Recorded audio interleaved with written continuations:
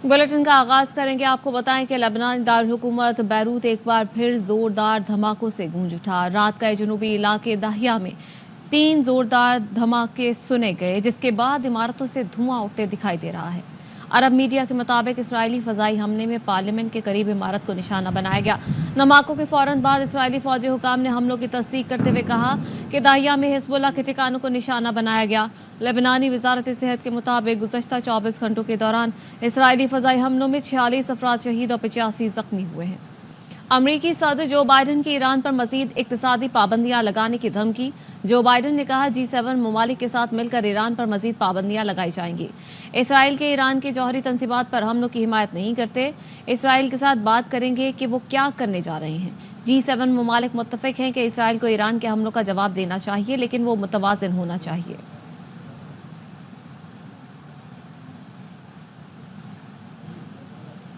तर्जुमान अमरीकी महकमा खारजा Matthew Miller का कहना है कि इसराइल से कहा है कि लेबनान में आम शहरियों को निशाना न बनाए।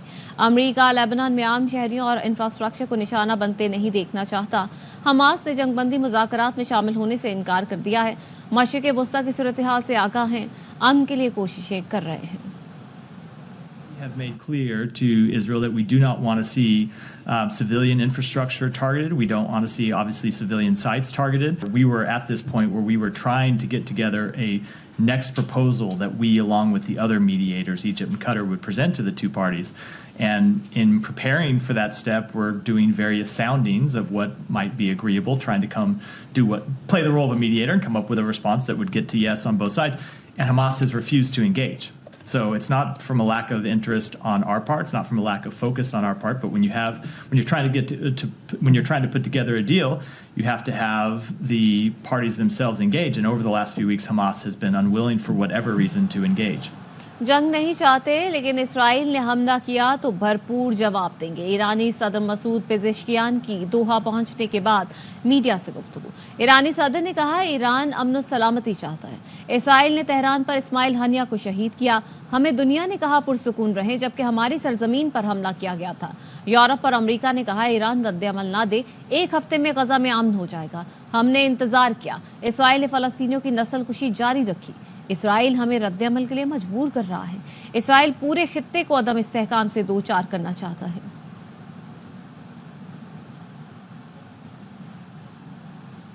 ईरानी हमलों के बाद सलामती कौंसिल का हंगामी इजलास। ईरानी सफीर ने कहा इसराइल को जवाब देना नागुज़ीर था। इसराइल के बार बार हमलों के जवाब में ईरान ने ज़रूरी कदम उठाया। इसराइल ने हमास रहनुमा को ईरान की सरजमीन पर शहीद किया।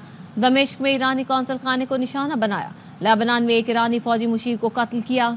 जहरियत का जवाब देना ज़रूरी था और इसराइल को ये बर्दाश्त करना पड़ेगा। इसराइल ने मज़ीद कार्रवाई की तो ईरान भी भरपूर जवाब देगा। ईरान अब अपनी इलाकाई सालमियत के तहफ़्फ़ुज़ के लिए तमाम वसाइल इस्तेमाल करेगा।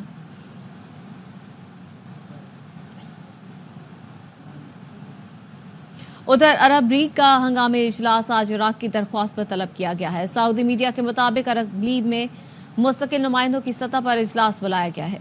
इजलास में लेबनान की सूरत हाल और इसराइली जहरियत पर गौर किया जाएगा। इराक के अलावा दीगर अरब ममालिक ने भी हंगामी इजलास बुलाने की हिमायत की है। अरब ममालिक की लेबनान के साथ यकजहती और इमदादी इक़दामात पर तबादला ख्याल होगा। लेबनान में बेघर अफराद और पनाह गुज़ीनों के मसाइल पर तबादला ख्याल किया जाएगा।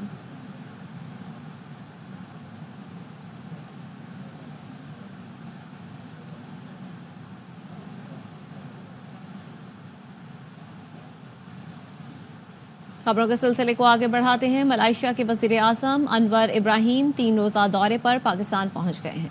वज़ीर आज़म शहबाज शरीफ ने नूर खान एयरबेस पर मुअज़्ज़ज़ मेहमान का इस्तकबाल किया। मलेशिया के वज़ीर आज़म को 21 तोपों की सलामी दी गई। पाक फ़ौज के चाको चौबंद दस्ते ने सलामी दी। रिवायती लिबास पहने बच्चों ने मेहमान को फूल पेश किए। नायब वज़ीर आज़म इसहाक़ डार और वफाकी काबीना के अरकान भी इस्तकबाल के लिए मौजूद थे। वज़ीर आज़म अनवर इब्राहिम पाकिस्तानी क़यादत से मुलाकातों में दो तरफ़ा ताल्लुकात पर तबादला ख्याल करेंगे। आला सतह का वक्त मलेशिया के वज़ीर आज़म के साथ है।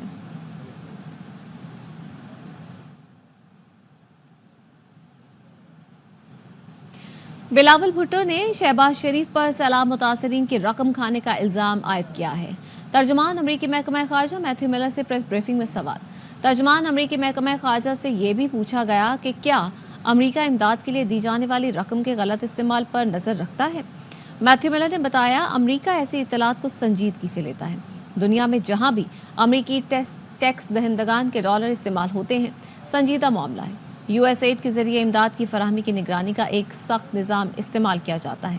غلط استعمال ہو تو امریکہ امداد بند کر دیتا ہے.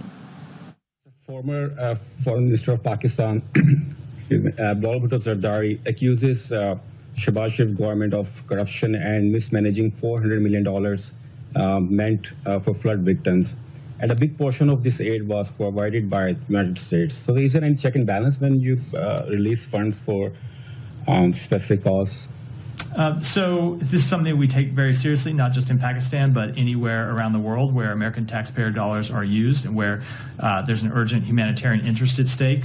Both state and USAID employ a rigorous system of monitoring and evaluating in the provision of assistance, and we discontinue assistance when it is observed to be misdirected or misused. Secretary Blinken met with Indian Minister Jay Shankar yesterday. Could you provide some details, like what kind of message conveyed to him regarding the involvement of Indian agents in assassination attempt on a U.S. citizen, and anything about violation of human rights and religious freedom? Secretary discussed our enduring commitment to deepening bilateral ties, to coordinating closely on regional and global challenges, to advancing cooperation on critical and emerging technologies. I'm not going to make all of the details of those conversations private, but of course we often raise human rights in our discussions with governments around the world.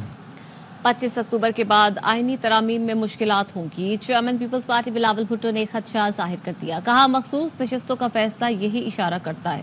Justice منظور علی شاہ پر یقین ہے وہ اختیارات کا غلط استعمال نہیں کرتے. مولانا کی خواہش ہے پی ٹی آئی کو بھی ساتھ لیا جائے. ترامیم کو وہ لیڈ کرتے تو پی ٹی آئی کو بھی ساتھ رکھتے. بلاول صاحب کو کچھ پتہ نہیں. پیپلز پارٹی حکومت کا حصہ ہے اور غلط پالیسیوں میں شامل. یہ کیا طریقہ ہے ہر کوئی اپنی عدالت لگا کر اپنے ججز تعینات کر دے؟ آئینی عدالت کا قیام کسی صورت نہیں ہونا چاہیے. فواد چودھری کے پروگرام دی رپورٹرز میں گفتگو. کہا بیٹھ کر ڈائیلاگ کرنے کے بجائے حکومت آئینی ترمیم لے آئی. بیٹھ کر طے کرنا چاہیے کہ حکومت بنانے اور گرانے کا اختیار صرف عوام کا ہے.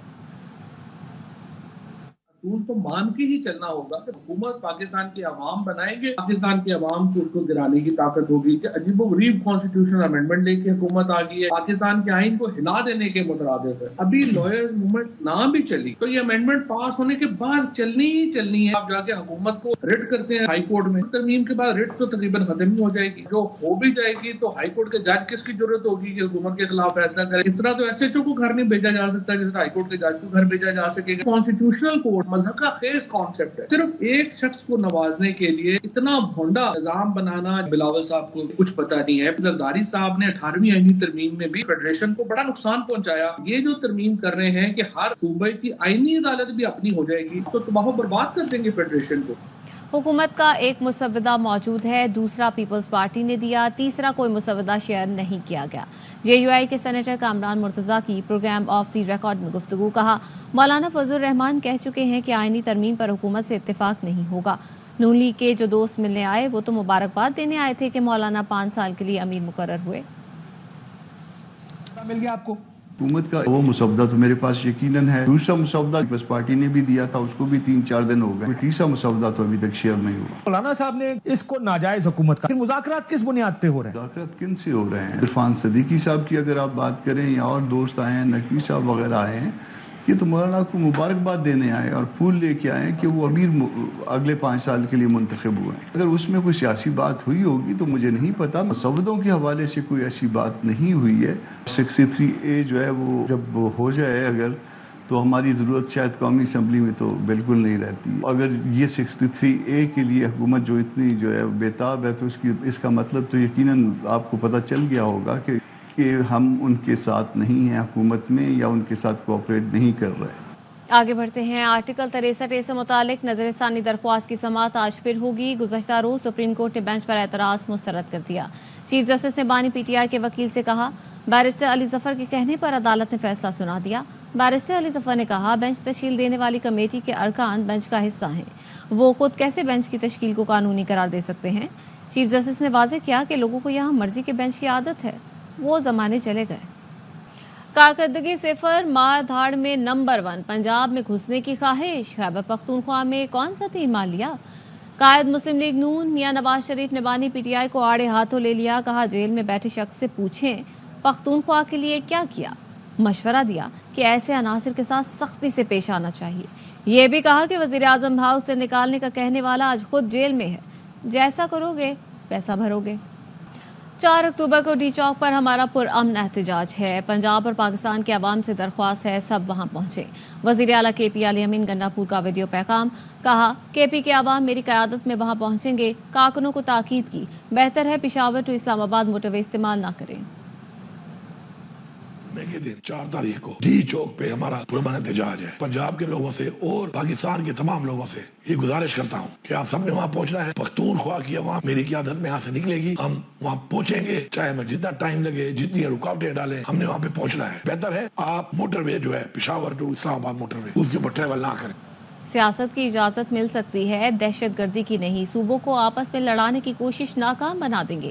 وزیر اعلیٰ پنجاب مریم نواز کا تقریب سے خطاب. کہا یہ لوگ صرف ملک میں انتشار پھیلانے میں مصروف ہیں. خوشی اس بات کی ہے کہ کوئی بھی ان کے ساتھ نہیں. پنجاب میں بری طرح ناکام ہو چکے ہیں.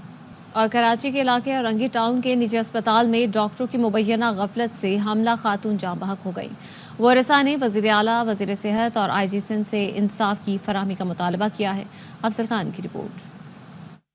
27 سالہ رفت جبی نے تڑپ تڑپ کر جان دے دی. جاں بحق خاتون ایک کمسن بچے کی ماں تھی اور دوسرے بچے کی پیدائش سے پہلے ہی موت کے منہ میں چلی گئی. ورثاء کا الزام ہے کہ چیک اپ کے لیے اورنگی ٹاؤن میں گھر کے قریب نجی اسپتال لے گئے تھے, جہاں غلط انجیکشن لگائے گئے جس سے موت واقع ہوئی. اسپتالی نظام کی غفلت اور لاپرواہی کی وجہ سے میری 6 ماہ کی حاملہ بیوی کا انتقال ہو گیا. غلط انجیکشن لگایا, ڈرپ وغیرہ بھی لگایا. تو الٹرا ساؤنڈ کے کمرے میں لے کے گئے, واپس نکالے. ہم لوگوں سے کہا گیا کہ بھائی یہ بے ہوش ہو چکی ہے. نجی اسپتال کی لیڈی ڈاکٹر کا موقف ہے کہ متاثرہ خاتون کی حالت پہلے سے ہی تشویشناک تھی, جسے فوری طبی امداد فراہم کی گئی. مریض کریٹیکل حالت میں آئی تھی, کافی جگہ سے ہاسپٹل سے گھومتی پھرتی آئی تھی, کوئی لینے کو تیار نہیں تھا. بس انفارچونیٹلی ہمارے یہاں کے وہ ایکسپائر ہو گئے. متاثرہ خاندان نے محکمہ صحت سندھ سے مطالبہ کیا ہے کہ نجی اسپتالوں میں علاج کا معیار بہتر بنانے کے لیے اقدامات کیے جائیں. پولیس کا کہنا ہے کہ ابتدائی تحقیقات میں اگر کوئی ذمہ دار پایا گیا تو اس کے خلاف قانونی کارروائی عمل میں لائی جائے گی. کیمرہ مین محمد حنیف کے ساتھ افضل خان, ARY نیوز, کراچی. شیخوپورہ میں مریدکے سے اغوا کیے گئے 2 بچے شاہدرہ سے بازیاب کروا لیے گئے. ڈی پی او کے مطابق احمد اور حسنین کو نامعلوم ملزمان نے تاوان کے لیے اغوا کیا تھا. پولیس نے جدید ٹیکنالوجی کی مدد سے بچوں کو اغوا کاروں سے برآمد کیا. ملزمان کی گرفتاری کے لیے ٹیمیں مختلف مقامات پر چھاپے مار رہی.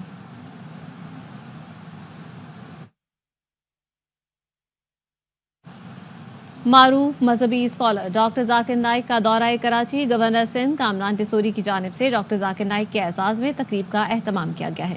تقریب گورنر ہاؤس سندھ میں آج شام 7 بجے ہوگی.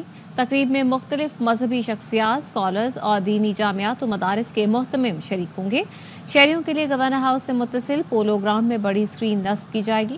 تقریب کے لیے گورنر ہاؤس کے سبززار لان میں تیاریاں جاری ہیں, جہاں ڈیجیٹل سٹیج تیار کیا جا رہا ہے. گورنر کامران ٹیسوری نے رات گئے ڈاکٹر ذاکر نائک کے ہمراہ گورنر ہاؤس پولو گراؤنڈ کا دورہ کر کے انتظامات کا جائزہ لیا. گورنر سندھ نے سیکیورٹی انتظامات کے حوالے سے اہم ہدایات بھی دی. ڈاکٹر ذاکر نائک قرآن, حدیث اور حکم خداوندی کے حوالے سے آج اہم لیکچر دیں گے.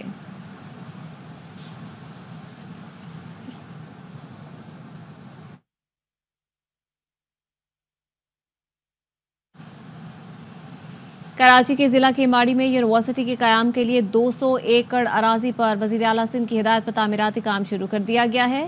ایم پی اے کیماڑی لیاقت آسکانی نے کہا کہ کیماڑی کے طالبہ اور طالبات تعلیم کے حصول کے لیے مشکلات کا سامنا کرنا پڑتا ہے. اب ضلع کے اندر بہترین اعلیٰ تعلیمی سہولیات میسر ہوں گی.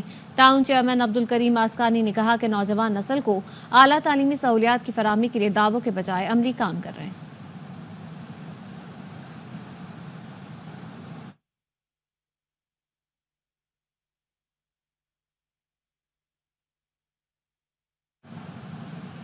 وزیراعظم آزاد کشمیر چودھری انوار الحق نے کہا ہے کہ رواں ماہ کا آخری عشرہ تاسیس کے حوالے سے منایا جائے گا. یوم تاسیس پر سیمینار, فیسٹیول اور کھیلوں کے مقابلے کروائے جائیں گے. کشمیری کلچر اور ثقافت کے حوالے سے منایا جائے گا. آزاد کشمیر کے نوجوان اپنے اسلاف کی تاریخ بخوبی واقف ہیں. میں تاسیس کے حوالے سے تاریخی پس منظر، سیمینارز، فیسٹیولز، کھیلوں کے مقابلے، یہ تمام جو ہفتہ آخری 7-8 روز ہیں، ان کو ریاست کے نوجوانوں کے لیے اپنے اسلاف کی تاریخ سے آگاہ کرنے کی خاطر اس حکومت کی آئینی جوازیت کا جو مسلسل طے کرتا سفر ہے، اس کے حوالے سے، کشمیری کلچر کے حوالے سے، ثقافت کے حوالے سے، کھیلوں کے حوالے سے بھرپور طریقے سے منایا جائے گا۔ پشاور سے خبر دیں گے جہاں پہ کینال ٹاؤن میں ڈاکو گھر سے 143 تولہ سونا، 10 لاکھ نقدی لوٹ کر فرار ہو گئے ہیں۔ نقاب پوش ڈاکوؤں نے پولیس وردی پہن رکھی تھی، مکان مالک کا یہ کہنا ہے۔ وقوع کو 10 روز گزر گئے، پولیس نے FIR تک درج نہیں کی۔ عدنان طارق سے مزید تفصیلات لیں گے، بتائے گا عدنان۔ جی بالکل، پشاور پولیس اسٹیشن کاکال کی حدود کینال ٹاؤن ایریا میں 8 سے 10 ڈکیت گروہ نے سونے کے تاجر کے گھر پر جو ہے وہ دعویٰ بولتے ہوئے گھر سے جو ہے بھاری مالیت کا سونا، نقدی اور قیمتی گھڑیاں لے کر فرار ہو گئے۔ روزنامچہ رپورٹ کے متن کے مطابق جو 22 ستمبر کو جو ہے وہ پیش آیا تھا، پولیس نے ابھی تک FIR درج نہیں کی اور روزنامچہ جو ہے وہ درج کیا ہے، جس کے مطابق بتایا گیا کہ 143 تولے سونا، نقدی قیمتی گھڑیاں اور موبائل جو تھے وہ یہ لے اڑے تھے۔ پولیس کے مطابق بتایا جا رہا ہے کہ ابھی واقعے کی تفتیش جاری ہے، فرنزک جو ہے وہ کی جا رہی ہے، فنگر پرنٹس لیے گئے ہیں، کچھ معاملات جو ہے وہ کلیئر ہونے کے بعد اس کے بعد FIR جو ہے وہ درج کی جائے گی، اس کے بعد تفتیشی مرحلہ جو ہے وہ شروع ہوگا۔ جی عدنان طارق کے حوالے سے آپ ہمیں آگاہ کر رہے تھے، شکریہ آپ کا۔